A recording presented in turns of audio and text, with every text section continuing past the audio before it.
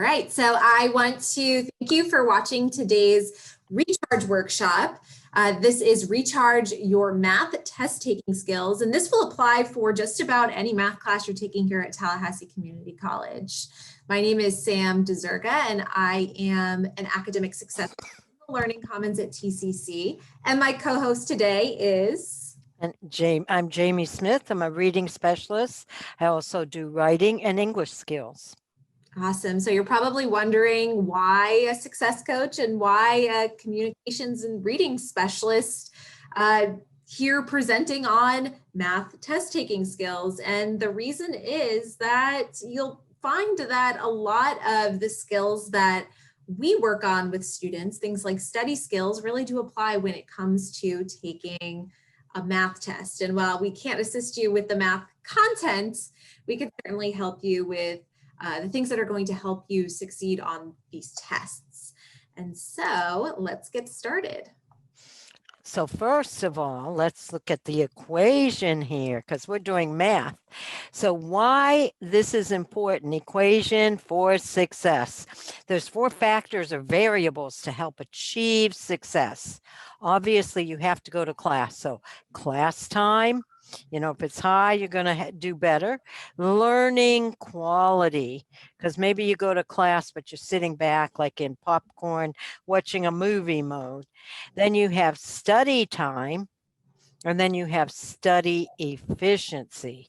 So if you can improve your study efficiency and you can improve your learning quality, your desired preparedness is going to improve.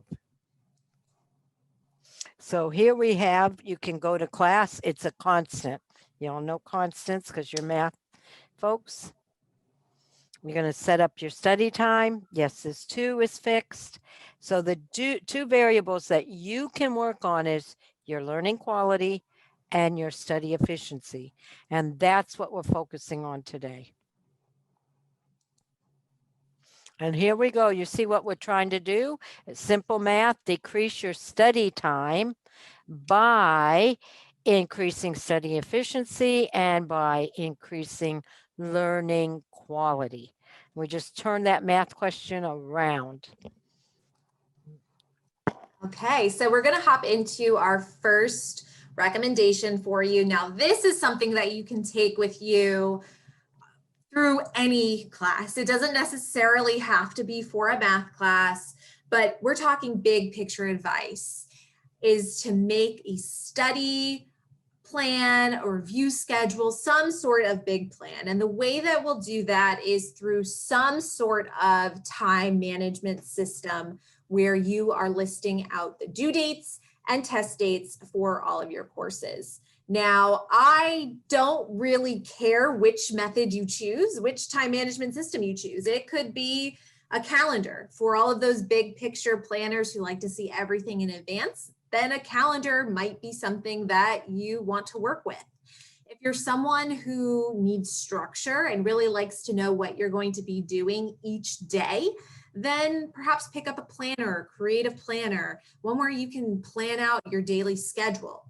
If you're someone who needs a little bit more flexibility in your time, so not necessarily seeing everything at once, which can be a bit overwhelming, and maybe not as structured as seeing everything on the day-to-day, maybe you're someone who needs more of a structured to-do list where you have all of your urgent upcoming due dates and test dates, as well as anything that's important that's coming up in your classes, or maybe even a weekly schedule might work for you.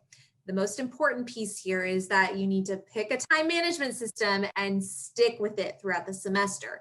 Once again, I don't care which one you choose, as long as you stick with it throughout the semester and make sure you've written down all of those important due dates, deadlines, test dates, quiz dates, anything like that. So we're going to talk first about flashcards, and this will really help with the next slide where we'll talk more about how you can use these flashcards and sort of a study method for flashcards. But I did want to mention flashcards and how they can be used for math first. So my first recommendation, especially when you're using flashcards, is to fill out these flashcards as you go.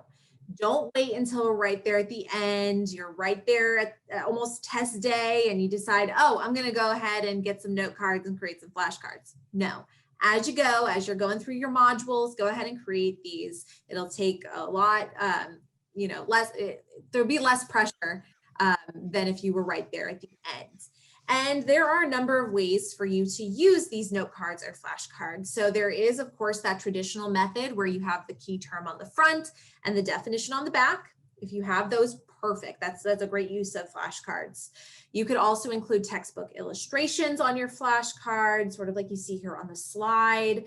There are ways in which you can use formulas on your flashcards. So multiple ways. You could have an equation on the front, and then you have to solve it on the back. You could have a sample problem on the front and then a similar problem on the back that you have to solve. Or you can have an equation or problem on the front, and then on the back, you have to list out the step-by-step process for solving that equation. So I did want to mention that before we hop into a way to use flashcards in your study method as you are preparing for these math tests. And that is through a system called spaced repetition. And spaced repetition is one of the most efficient techniques for getting math, anything really, your flashcards into your long-term memory quickly. And so this is a study method that uses flashcards. And the idea is that your new and more difficult flashcards are going to be reviewed more often. So we start out with our pile all the way to the left, our box number 1, where we are going to review these flashcards every day. Now, as you get these flashcards correct, so as you get them right, you're going to move them down the line. So perhaps I don't have to review this flashcard every day anymore. I could move it into box 2, where I review it every other day. Once I get it right, once a week. Once I get it right again, once bi-weekly. And then if I get it right again, now I just have to review it before the test. But of course, the opposite is true. So as you are getting these incorrect, you have to move them backwards down the line. So if you've moved that flashcard up to review once a week and then you review it once a week and you get it wrong, well, now it's time to start reviewing it more often.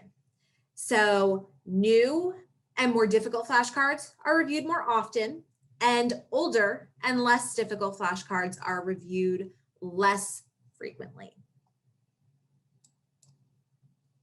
Now, there are a number of online tools and apps for using this method, either with flashcards or spaced repetition. There is an app that you can download for free on iTunes or the Google Play Store called Spaced Repetition System for flashcards, which can help you out setting up this sort of system. But then there are a number of online tools that can help you create these flashcards. So if you don't want to use a physical, paper flashcard, then you can use an online tool like Brainscape or Quizlet. And then I did want to mention, especially because we're talking about math tests, a wonderful tool called Study Edge that it might be a link right there on your Canvas site, but there are videos that are related to your lectures that go along with your learning objectives and should follow along with your modules. So if you haven't checked out Study Edge yet, there are great handouts and videos through this platform that really coincide with your class itself. All right, so now I want to talk about taking notes and sort of this idea of the process of learning. And I know I have these 3 steps here on the slide: preview, view, and review, and we're going to go through each of these. So first I want to say, especially when taking notes, that the positives outweigh the negatives. There are so many benefits to taking notes. And so if you're not taking notes in class right now, well, I think it's time to pick up the pen and paper or, start typing, and I'll tell you why. So notes, they improve your focus and attention to detail. Note-taking promotes active learning. So just the fact that you have to be alert in class and listening and using those active listening skills will promote learning. It helps boost retention of the material. So that's learning. Retention as well as recall. So recall is where you have to actually repeat all of that on a test. That's what we're aiming for here, that retention and recall. And it also helps you to prioritize the material. What is most important here? What should I write down? And depending on how you decide to take notes, it could increase your organization skills and creativity. So I only see positives when it comes to taking notes. But let's talk about these 3 steps here, this preview, view, review, very quickly. The first is to preview, and this is the idea that before you head into class each day, you should prime your brain for learning through some sort of preview or pre-read of the material. And this could be looking at the textbook beforehand and looking over that section of the chapter or the module that you'll be going over that day, looking over the assignments and sort of getting an idea of what you'll be learning. You could read PowerPoints, watch videos. You could log on to Study Edge and decide to watch one of the videos. So you just get an idea of what you're going to be learning in class that day. So you spend less time thinking, oh, what was that key term? What was that formula called? And more time, recognizing that, oh, I read a little bit about that, or I recognize that key term, or I recognize that formula from this video or from skimming the textbook. Something else is that you shouldn't be afraid to ask questions while you are in class. So this is more of the view section. So viewing, that's going to class, that's doing your homework. If you feel like your professor is going a bit too fast, don't be afraid to ask for clarification, to review the Zoom recording if it's provided to your class afterwards, to review those videos on Study Edge, and also see if your instructor posts notes as well. That could be a great supplement to your own notes. And then finally is the review. So this is step 3 of learning, and this is pretty much your study time.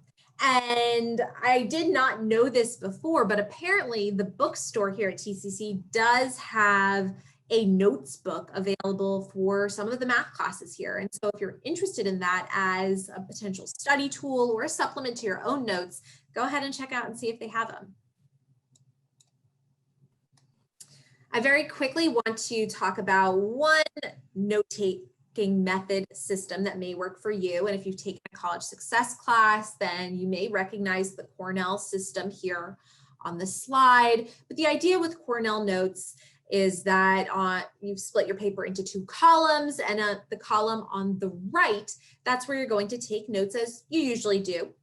And then on the column on the left, this is where you're going to write down your cues. So these are your vocabulary words, your key terms, names of formulas, or you could modify it a bit and do more of a step-by-step process. So in column 1, writing down these sample problems, equations, formulas, and in column 2, writing out that step-by-step process and drawing arrows to those problems where you are actually performing that step. Then at the very bottom, you're going to have this extra row where you can summarize exactly what we're looking at on this piece of paper. I often challenge my students to, if you were to flip open your math notes right now to any random page, would you know what you were looking at? And in some cases, they're able to say, well, if I really took a minute to really look over it, I would figure it out. But what if it didn't have to be that hard? What if you didn't have to take a moment? What if it was written right there at the bottom of the page? A very quick summary of what we're looking at. But another great thing to add to this summary section are questions. Questions that you have for your professor that you can ask during office hours, or questions that you can ask a tutor during a tutoring session. And another great thing, especially if you're using this step-by-step sort of modified Cornell method, is that you can better identify the exact step of the equation that you're having trouble with. So maybe you are, have no trouble with step 1 or step 2, but when you get to step 3, that's where errors start to happen. And if that's the case, you can really identify those those exact issues and ask questions that are specific to those areas. You also want to make sure that you're adding notes, not just from lecture, but if you're reading a textbook or you have a textbook, include notes from your textbook as well. And if you have recordings for your class, or if you're watching those study edge videos, then you may want to take notes on those as well. Yes. And guys, no matter what, in math, language, learning how to type, you need to practice, practice, practice. I can't say it enough. Yeah, so practice and more practice. So how can you do that? Finish all your homework. I've seen so many students, they do a few problems. Oh, I get it. And then they stop, and then they're not going to get fluid. You want to get fluid. You want to be able to do this almost without thinking. You want to understand the problem and not memorize. So you want to find out how this problem works so you can turn it around. And again, look at that. Do the math. If needed, you can make up your own quizzes, but I heard that today there are lots of quizzes online. Sometimes they're paper quizzes you can download. There's sample problems that you might be doing in class that you could be jotting down on that note card or on that Cornell note or on that big Post-it. And it could be used later when you're reviewing. So do all practice tests. Yeah, I was again told that now they're doing them online, that your problem may be the same exact type of problem, but it might end up being a different, numbers thrown in. So you can really get practice. If you download the paper, you may only have like one or two of the same kind of problem. And then this is so important, replicate that test condition. If you're being timed, time yourself. If you're allowed to use a calculator, then use a calculator. If you're allowed to use a paper, blank paper, scratch notes, use your scratch notes. A paper, I'm just talking about an empty. Do it like your test. If you can't use notes, sometimes you can't, don't use the notes when you're doing your practice tests. How is that going to help you? So be sure to replicate that test condition 100%. Next, get to know the tools of the trade. Here we have some calculators because you may use a calculator. All calculators are not the same. If you forget your calculator or your calculator breaks and you don't get used to one of these free online calculators, you may have a big problem. So it's really cool that Learning Commons staff will also show you how to use these online calculators. So you just sign in and then you say, please, I need to know how to use the graphic calculator or the scientific calculator, and somebody will help you do that. I don't know if you used HonorLock.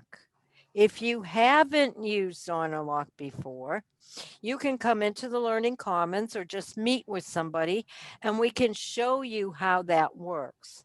Because with HonorLock, you need to remember to bring your ID. You have to take your camera and show it around to make sure you're not cheating.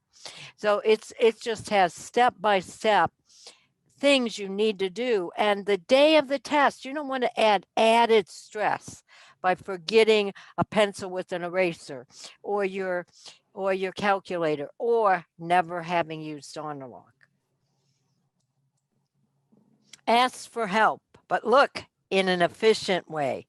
This program is just like Cornell Notes. It says course and technique. This is Cornell Notes helps you take notes in a very efficient way. This helps you take an active role in asking.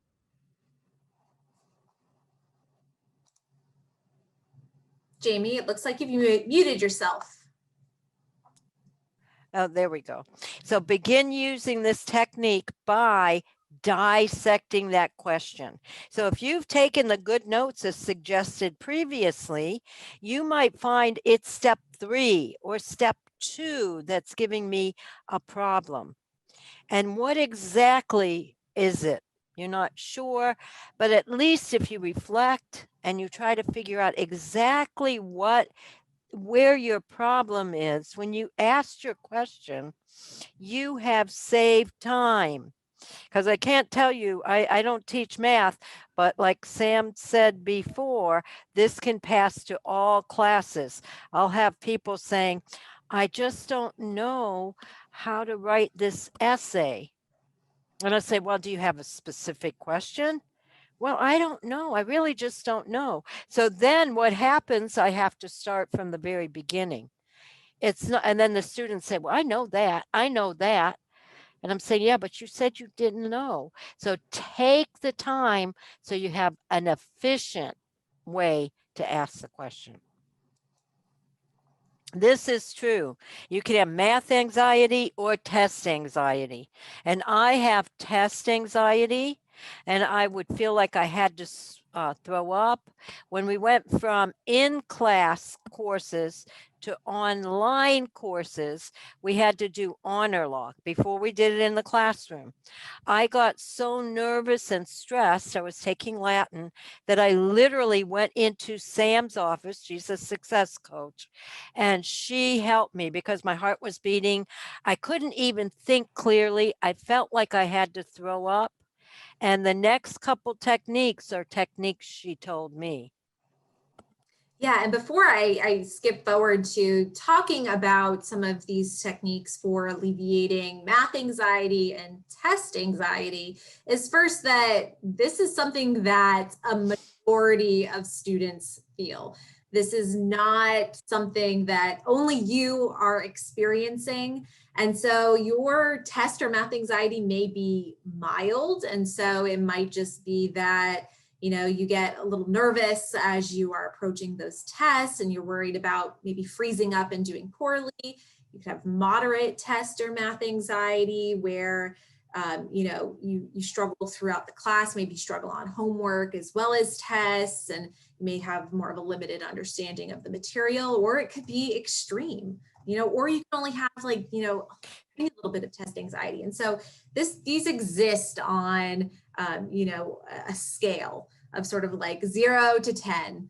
And we'll talk a little bit about this idea of believing in yourself and positive self-talk. And this is just one of the many stress management and test anxiety relieving methods out there, but something that I work with my students on.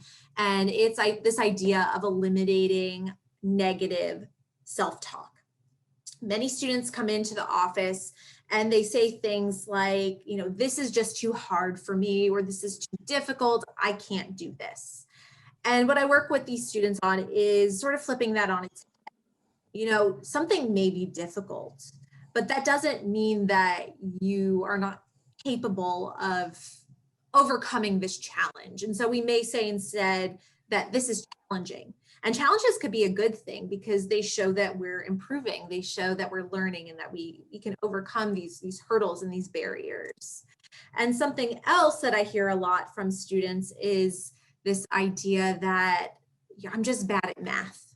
I'm bad at math. I'm not a math person. Maybe they'll say, I'm not a math person. I'm an English person, or I'm more of a science person, not a math person. Instead, I try to work with these students on, once again, flipping it on its head and saying things like, I'm improving. I have them think about where they were at the very beginning of the semester. If you were to think back at the very beginning, week 1, where were you? And where are you now? And what have you learned?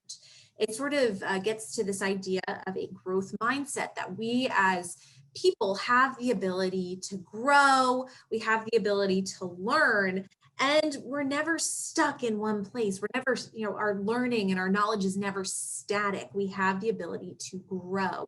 And so instead of saying, I'm bad at math, let's instead look at all the ways in which you've improved along the way. So believe in yourself and don't procrastinate. I know for me, if I get frustrated and I start getting behind, I end up procrastinating, and then it's worse instead of better. So a technique that I learned is to think about the end in mind. Where am I going with this? This class that I might be having a little bit of trouble with, it might be just one small bump in a big row road to get my field of study. Maybe you're going to be a nurse. Maybe you're going to be an engineer, and you're taking a writing course. You say, oh, this writing course instead of math. I hope engineers feel comfortable with math. But if you have this, always look with that goal in mind, that I'm just getting over this bump, and then I will make my goal. So you make your goal. And I liked when she said, stick to it, stick to it. So always looking forward. So learn from your errors. Success is failure inside out. So what you want to do is actually record your mistakes. Are you making mechanical errors, application errors, knowledge base errors, maybe order of operations? I know that's one thing I used to do, and then I had to remember pen myths and say, oh, parentheses. I had to remember this. And so whenever I get to a test, I write it down really quickly so that I can remember to do order of operation correctly. Maybe you're getting incomplete responses. You're not reducing to the lowest term. That often comes from lack of practice. You're not seeing the formula or the problem to see that it could be lower. And as you record this, you can learn to become better. And so like Sam was saying before, is you can ask your teacher. Talk to your teacher. Maybe you're not seeing exactly what errors am I having in a test. Don't be shy to ask your instructor. And he can say, well, I noticed most of your mistakes are mechanical. You're doing your minus instead of plus, and look at how big that error becomes when you do that one little thing. So instructors can help you recognize these errors if you're not seeing them yourself, but you need to record them, because mistakes are, they are a proof that you are trying. So don't be sad when you make a mistake. And test day strategies. Yes, don't panic. Easier said than done. Breathe in, breathe out. Rest the night before. Get a nice sleep. You won't be, since you're doing sequencing and you're taking your flashcards and you're going through, you're not overdoing it. That final day you can rest. You see how these all go together. Make sure you have everything when you go in, that you have your calculator, your pencil, your pen, your empty, clean scratch paper, your ID if needed. Follow directions. Sometimes the directions where I see students making mistakes, it will say, instead of pick one, it says select all that are correct. And people might get it wrong because they only select one answer and not all. It could be 2 or 3. So please be sure to read and follow directions. Next, if you get stuck, move on.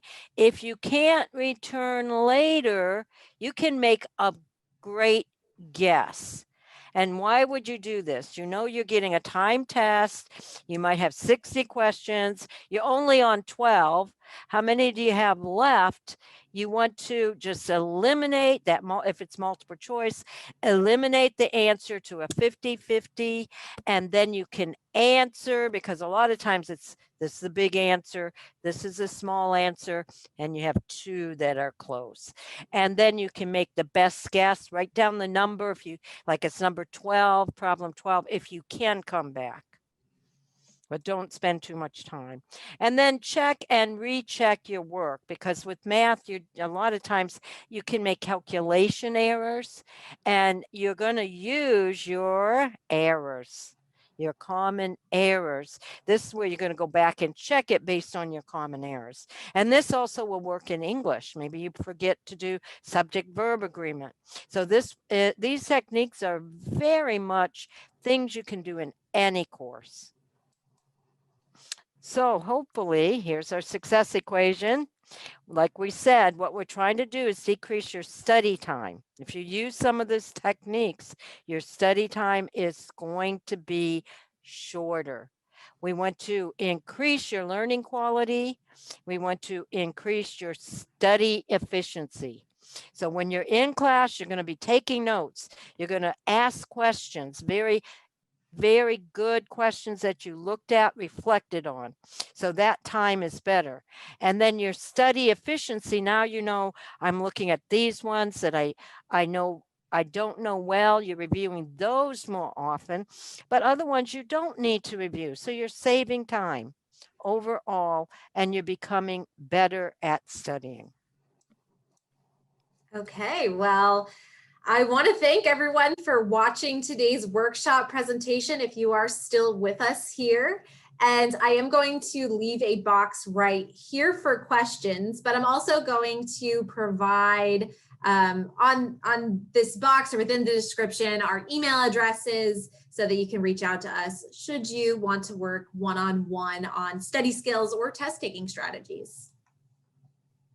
And thank you. Thank you.